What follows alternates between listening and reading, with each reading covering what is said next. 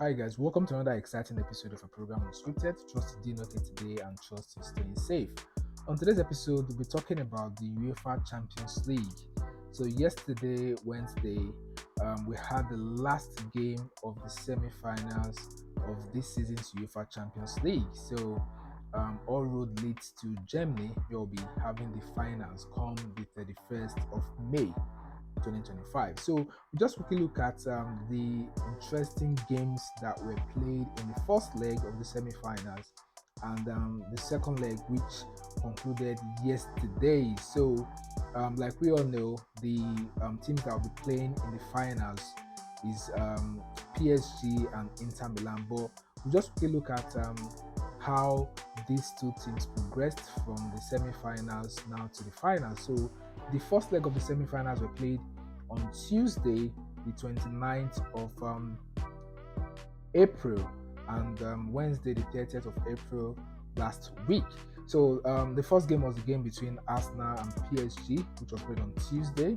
Remember, Arsenal defeated Real Madrid in the quarterfinals to progress to the semi-finals, where Arsenal defeated Real Madrid at the Emirates Stadium 3-0, and defeated Real Madrid again at in Spain 2-1. So they progressed to the semi-finals to play PSG. PSG, they've also progressed to the semi-finals after they defeated Aston Villa in the quarter-finals. So the game was very, very, very much talked about. I'm looking at how Arsenal defeated Real Madrid and also how PSG they've been playing so far. They defeated Liverpool, they defeated Manchester City to get to the semi-finals. So the game was quite interesting, but PSG scored the first goal courtesy of Dembele. It was a nicely struck goal, and the energy was now down. Arsenal couldn't get themselves back into the game, so the game ended 1-0 in favor of PSG in the first leg. So the second game for the first leg was the game between Inter Milan and Barcelona. So that game was a cracking game. So the game ended 3-3, 3-3 in the night, where we had a very, very, very astounding game on the night. So the first goal was scored by Inter Milan, courtesy of Thuram. It was a very, very nicely worked that goal. So that goal made it, I think, the fastest goal in the knockout phase of the UEFA Champions League. So Thuram put Inter Milan 1-0 up in the very first minute of the game. Then Dumfries, who has been fantastic so far this season for Inter Milan, he doubled their lead, making it 2-0 in the first half. Then the incredible Lamine Yamal pulled one back for Barcelona, making it 2-1 in the 24th minute, and Torres for Barcelona made it 2-2, equaled the scoreline for Barcelona at the 38th minute in the game. Then the first half ended 2-2. Then the second half, Dumfries pulled Inter Milan in front again, making it 3-2. Then Sommer for Inter scored a home goal, talking about the goalkeeper, to make it 3-3. So the first leg ended 3 goals apiece for Inter Milan and Barcelona. So the second leg was much talked about. People were looking forward to the second leg, and Inter Milan, Barcelona, the game was still very much open because the first leg ended 3-3, like I said. And Arsenal, PSG, though PSG defeated Arsenal in the first leg at the Emirates Stadium. So going back to Paris, France, they've got a 1-goal advantage against Arsenal.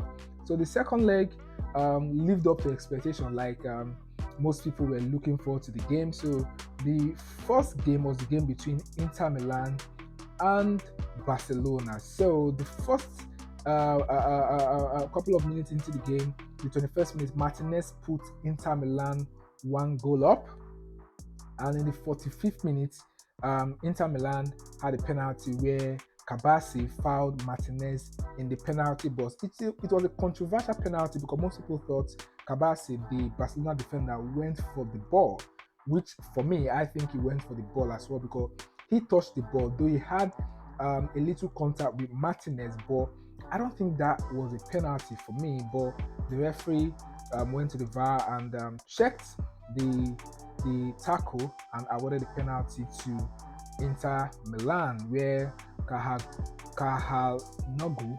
put Inter Milan 2-0, scored the penalty, and in the 54th minute, Garcia for Barcelona pulled one back, and Dani Olmo in the 60th minute made it 2-2. Then in the 87th minute, Rafinha made it 3-2, where Barcelona fans all over the world thought they won the game. So everybody actually thought they won the game because 87 minutes, you had 3 minutes to go. So we're expecting Barcelona to just kill the game. But you know Barcelona with their high-line football where they press you really hard, they attack you really hard because they've got the attacking flair. Talking about Rafinha, talking about Lamine Yamal, talking about Pedri, who have been very, very fantastic. Remember, they just won the Copa del Rey, and also they're doing really well in the Spanish La Liga. So surprisingly, Inter Milan brought in a defender because obviously they've got 3 minutes to go. They had to pull everything that they've got from the bench. So they put in a defender who is 37, I think he was 37 this year, and he scored a goal. So talking about Akabi, so he made it 3-3 in the 93rd minute. So just a couple of seconds to the end of the second half. So made it 3-3. Then they went to extra time. So in the extra time, Inter Milan won the game where Frattesi made it 4-3. So that was really, really interesting. So on aggregate, Inter Milan won the semi-final tie against Barcelona 7-6, and that, I think that game made it the highest goal scored in the semi-finals in the Champions League history. And to me, that was the most interesting game I've ever watched in the Champions League because the game was really, really, really fascinating to watch from the first leg down to the second leg as well. So Inter Milan, that's how they progressed straight to the finals of the Champions League. So the second game was a game between Arsenal and PSG. Remember, like I said earlier, Arsenal lost at home at the Emirates Stadium last week to PSG, where Dembele puts PSG ahead in the 4th minute. So this game at Paris in France, most people were rooting for Arsenal to give a fight back, to fight and see if they can get something out of the game. Remember, in the first leg, Arsenal lost their midfielder, talking about Partey, who was suspended.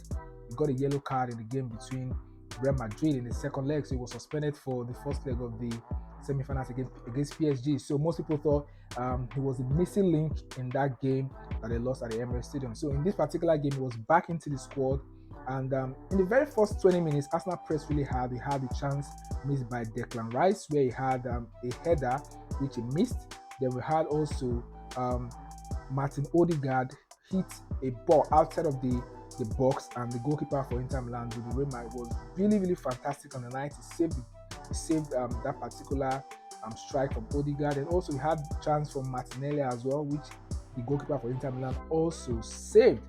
Then in the 27th minute, Ruiz for PSG puts PSG 1-0 with a fantastic goal where he hit the ball outside of the net. Then the first half ended 1-0 in favor of PSG. So on aggregate, it was 2-0 in favor of PSG in the first half. Then in the second half, Arsenal just lost it. So in the 69th minute, there was a penalty awarded to PSG. It was quite surprising because the game was already going on and none of the PSG players called for the penalty. Even the fans in the stadium, none of them noticed the handball from Miles Lewis-Kelly in the Arsenal box, and the referee was called to check the VAR, to check the screen by the VAR, to check the screen, and he checked it, and after the game had already gone, they awarded the penalty to PSG.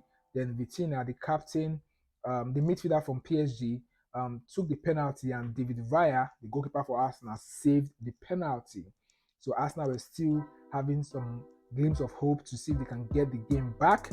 And Hakimi in the 72nd minute scored the second goal for PSG, making it 2-0 in the night, and 3 goals on aggregate. Then in the 76th minute, Saka, when Arsenal brought in Calafiori in place of Miles Lewis-Kelly, and also took off Martinelli and brought in Trossard. The Trossard made a square play to Saka in the box, and Saka scored, making it 2 goals to 1 on the night, and on aggregate 3 goals to 1.